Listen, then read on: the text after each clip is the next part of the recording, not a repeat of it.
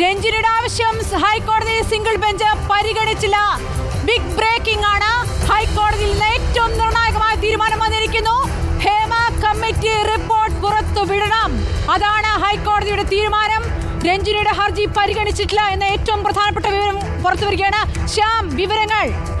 രഞ്ജിനിയുടെ ഹർജി ഹൈക്കോടതി പരിഗണിച്ചിട്ടില്ല എന്ന കാര്യമാണ് നമുക്ക് ഈ നിമിഷം വ്യക്തമാക്കാൻ കഴിയുന്നത്. കാരണം ഹർജി അതിൻ്റെ ഫയലുകൾ ഹൈക്കോടതിയുടെ മുന്നിലില്ല എന്ന് ജസ്റ്റിസ് വി ജി അരുൺ വ്യക്തമാക്കി.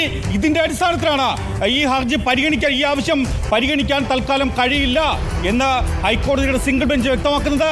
രഞ്ജിനിയുടെ അഭിഭാഷകൻ ഇക്കാര്യം സിംഗിൾ ബെഞ്ചിന് മുന്നിൽ ഉന്നയിച്ചു.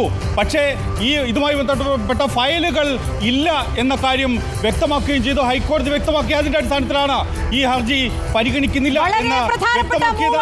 ഹൈക്കോടതി സിംഗിൾ ബെഞ്ചിൽ നിന്ന് വന്നിരിക്കുന്നത് രഞ്ജിനിയുടെ ഹർജി മുന്നിലില്ല എന്ന് ഹൈക്കോടതി സിംഗിൾ ബെഞ്ച് പറഞ്ഞിരിക്കുന്നു. രഞ്ജിനിയുടെ ആവശ്യം പരിഗണിക്കാനാവില്ല എന്ന് ജസ്റ്റിസ് വി ജി അരുൺ നിലപാടെടുത്തിരിക്കുന്നു. ഹേമ കമ്മിറ്റി റിപ്പോർട്ട് പുറത്തുവിടണം എന്ന സിംഗിൾ ബെഞ്ച് ഉത്തരവ് ഇപ്പോൾ ഒന്നുകൂടെ ഉറപ്പിക്കുകയാണ്. ഹേമ കമ്മിറ്റി റിപ്പോർട്ട് പുറത്തുവിടണം. 2:30 വരെ എന്തിന് കാക്കണം സർക്കാർ? 2:30 മുഹൂർത്തമായില്ലേ സർക്കാരിന് എന്നുള്ള ഏറ്റവും പ്രധാനപ്പെട്ട ചോദ്യമാണ് ഉയരുന്നത്. ശ്യാം, തുടരൂ. എന്താണ് ഇപ്പോൾ കോടതി എടുക്കുന്ന നിലപാട്? രഞ്ജിനിയുടെ ഹർജി സിംഗിൾ ബെഞ്ചിന് മുന്നിൽ ഉന്നയിച്ചു. രഞ്ജിനിക്ക് ഹർജി നൽകാൻ അവകാശമില്ല എന്ന വിവരാവകാശ കമ്മീഷൻ നിലപാടെടുക്കുന്നു. എന്താണ് കോടതിയിൽ നടന്നിരിക്കുന്നത്? അങ്ങനെ തന്നെയാണ്.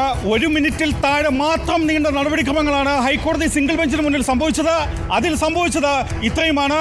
ഈ തന്റെ സ്വകാര്യതയെ ബാധിക്കുന്ന വിഷയവുമായി ഡിവിഷൻ ബെഞ്ചിന് മുന്നിൽ പോയി.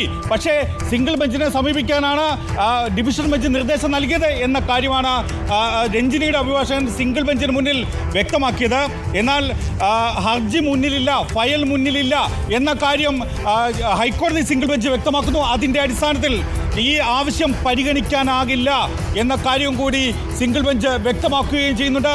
അതിൻ്റെ അടിസ്ഥാനത്തിലാണ്, അതായത് ഈ റിപ്പോർട്ട് പുറത്തു വരാൻ ഇനി നിമിഷങ്ങൾ മാത്രമാണ് ബാക്കി. 2:30 സർക്കാർ ഇത് പുറത്തുവിടാനിരിക്കുകയാണ്. റോഷി ബാലിലേക്ക് ഒന്ന് പോകുന്നു. ശ്യാം, തുടരൂ.